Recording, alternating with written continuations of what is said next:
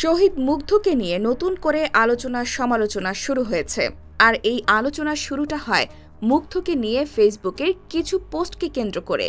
যেই পোস্টগুলোতে দাবি করা হয় মুগ্ধ মারা যাননি, মুগ্ধ নামে কেউ নাকি ছিলই না, এমনকি মুগ্ধ স্নিগ্ধ দুই ভাই নয়, মুগ্ধই স্নিগ্ধ ছিল মানুষ একজনই। বৈষম্য বিরোধী ছাত্র আন্দোলনের অন্যতম নাম বাংলাদেশ ইউনিভার্সিটি অব প্রফেশনালসের শিক্ষার্থী মীর মাহফুজুর রহমান মুগ্ধ।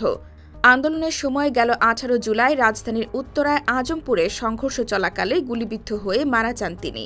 সামাজিক যোগাযোগ মাধ্যমে ভাইরাল হওয়া ভিডিওতে দেখা যায় গুলিবিদ্ধ হওয়ার আগে কোটা সংস্কার আন্দোলনকারীদের মধ্যে খাবার, পানি ও বিস্কুট বিতরণ করছিলেন তিনি। অথচ বুধবার রাত থেকে মুগ্ধের মৃত্যু নিয়ে সংশয়ে ফেসবুকে বিভিন্ন পোস্ট করা হয়। তার মধ্যে একটি পোস্টে দাবি করা হয় মুগ্ধ মারা যায়নি, মুগ্ধ নামে কেউ ছিলই না, মুগ্ধ ও স্নিগ্ধ দুই ভাই নয়, মুগ্ধই স্নিগ্ধ ছিল মানুষ একজনই।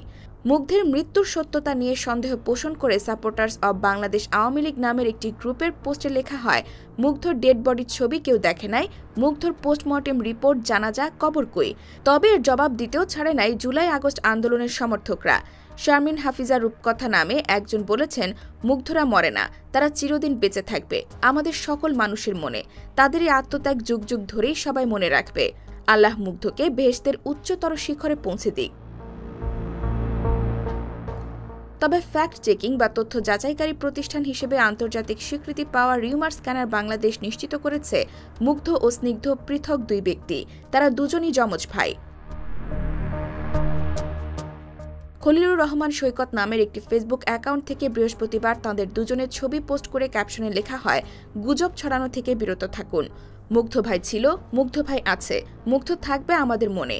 এইখানে সত্যতা প্রমাণ করার কিছুই নাই, তাকে নিয়ে আমাদের এত স্মৃতি, তার বলার মতো কিছু নেই।